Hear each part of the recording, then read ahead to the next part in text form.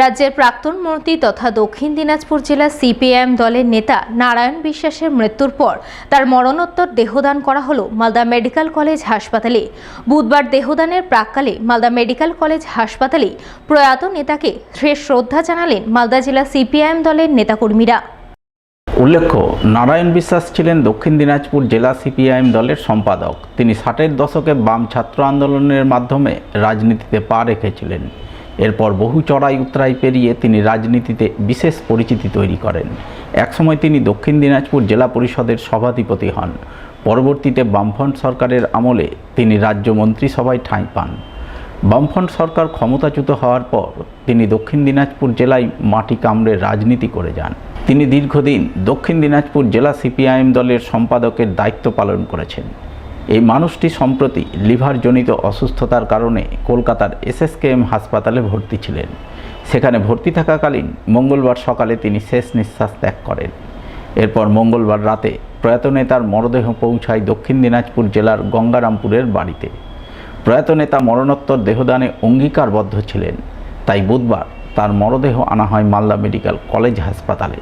সেখানে প্রয়াত নেতাকে শেষ শ্রদ্ধা জানান সিপিআইএম দলের মালদা জেলা সম্পাদক অম্বর মিত্র, সিপিআইএম নেতা বিশ্বনাথ ঘোষ, জামিল ফিরদৌস, কৌশিক মিশ্র সহ অন্যান্যরা। শ্রদ্ধা জানাচ্ছেন সদস্য কমরেড দোলন চাকি। নারায়ণ বিশ্বাস তোমায় জানাই রক্ত রাঙা লাল লাল লাল সালাম।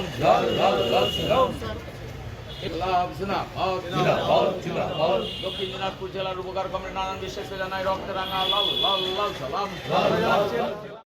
শ্রদ্ধা জ্ঞাপনের পর প্রয়াত নেতা নারায়ণ বিশ্বাসের মরদেহ তুলে দেওয়া হয় মালদা মেডিকেল কলেজ কর্তৃপক্ষের হাতে।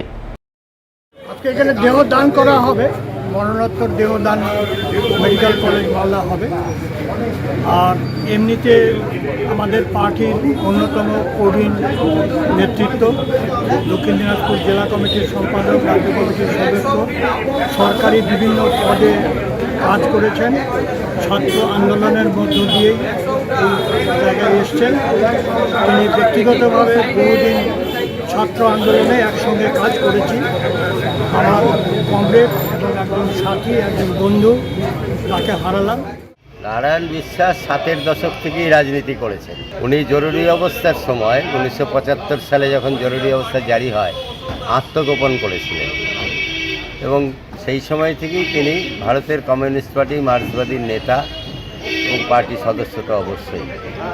পরবর্তীকালে বিভিন্ন দায়িত্ব উনি সামলেছেন। 77 সালে এই রাজ্যে পালাবদল হয়। নারায়ণ বিশ্বাস একটা সময় জেলা পরিষদের সভাধিপতি হন, দক্ষিণ দিনাজপুর জেলা পরিষদের সভাধিপতি। তারপরে তিনি দক্ষিণ দিনাজপুর জেলার প্রাইমারি স্কুল কাউন্সিলের চেয়ারম্যান ছিলেন। রাজ্য মন্ত্রিসভায় দুবার তিনি মন্ত্রিত্ব পদ দায়িত্ব সামলেছেন। নারায়ণ বিশ্বাস দক্ষিণ দিনাজপুরের একজন অবিসম্বাদী নেতা। দক্ষিণ দিনাজপুরের বহু উন্নয়নমূলক কাজকর্মের সাথে তিনি যুক্ত ছিলেন এবং দক্ষিণ দিনাজপুরের মানুষ তাকে প্রচণ্ডভাবে শ্রদ্ধা করতে ভালোবাসত। আমি দীর্ঘদিন ধরে তাকে পাশে পেয়েছি। পার্টির রাজ্য কমিটির সদস্য ছিলেন, দক্ষিণ দিনাজপুর জেলা পার্টির সম্পাদক ছিলেন এবং তিনি দীর্ঘদিনই আমাদের জেলার সাথে একটা সম্পর্কযুক্ত মানুষ।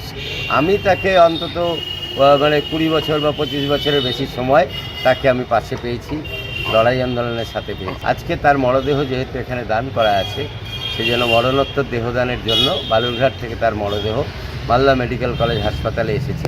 মরণোত্তর চক্ষুদানও তার করা ছিল। তিনি এসএসকেএম হাসপাতালেই কলকাতাতেই তার চক্ষু দান করা হয়েছে আর এখানে সামগ্রিক দেহ দান করা হয়েছে। একগুচ্ছ দাবি দাবা তুলে ধরে মালদায় আন্দোলন করলেন all West Bengal health assistant female and health supervisor female workers অ্যাসোসিয়েশনের সদস্যরা। আন্দোলনের অঙ্গ হিসেবে বিক্ষোভ ডেপুটেশন কর্মসূচি পালন করলেন মালদা জেলা মুখ্য স্বাস্থ্য আধিকারিকের দপ্তরে। আন্দোলনে সামিল সংগঠনভুক্ত মহিলাদের বক্তব্য, তারা কর্মক্ষেত্রে বেশ কিছু সমস্যার মুখোমুখি হচ্ছেন। সেই সমস্ত সমস্যার সমাধান সহ হেলথ অ্যাসিস্ট্যান্ট ফিমেল কর্মীদের ক্যাডারভুক্ত করা, তাদের প্রমোশনের ব্যবস্থা করা ইত্যাদি নানান দাবি দাবা নিয়ে তারা মুখ্য স্বাস্থ্য আধিকারিকের কাছে ডেপুটেশন দিলেন।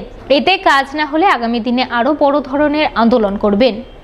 জেলার প্রায় 15টা ব্লক থেকে হেলথ অ্যাসিস্ট্যান্ট ফিমেলরা এখানে এসেছিলাম। আমাদের সিএমএইচ অফিসে সিএমএস স্যার সময় দিয়েছিলেন যে ওনার সাথে আমাদের দীর্ঘদিনের অনেক আলোচনা ছিল ওনার সাথে, যেগুলো আমরা কর্মক্ষেত্রে যেগুলোকে নিয়ে আমরা মানে বিরূপ পরিস্থিতি তৈরি হচ্ছে সেটা নিয়ে আমরা ওনার সাথে আলোচনা করতে এসেছিলাম। এবং উনি আমাদের তার মূল্যবান সময় দিয়েছেন এবং উনি আমাদের সবগুলো মোটামুটি 14-15টা পয়েন্ট উনি নোট করে নিয়েছেন এবং উনি বলেছেন যে ভবিষ্যতে আরও উনি আমাদের সাথে আলোচনা করবেন এগুলো নিয়ে যাতে সব সুষ্ঠুভাবে আগানো যায় সে ব্যাপারে উনি দেখবেন। এই প্রসঙ্গে জেলা মুখ্য স্বাস্থ্য আধিকারিক সুদীপ্ত ভাদুরীকে ধরা হলে তিনি জানান, হেলথ অ্যাসিস্ট্যান্ট ফিমেল কর্মীরা তার কাছে একাধিক দাবি দাবা পেশ করেছেন।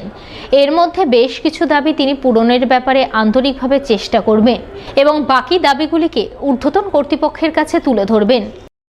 কিছু সমস্যা আছে যেটা খুব তাড়াতাড়ি মেটানো যায়, কিছু সমস্যা আছে যেটা দীর্ঘমেয়াদী, মেটাতেও অনেক সমস্যা লাগবে, কিছু আছে হচ্ছে যেটা পলিসিগত, যেটা আমার হাতে হয়তো নেই। এরকম কিন্তু অনেকগুলো সমস্যায় ওনারা বলেছেন।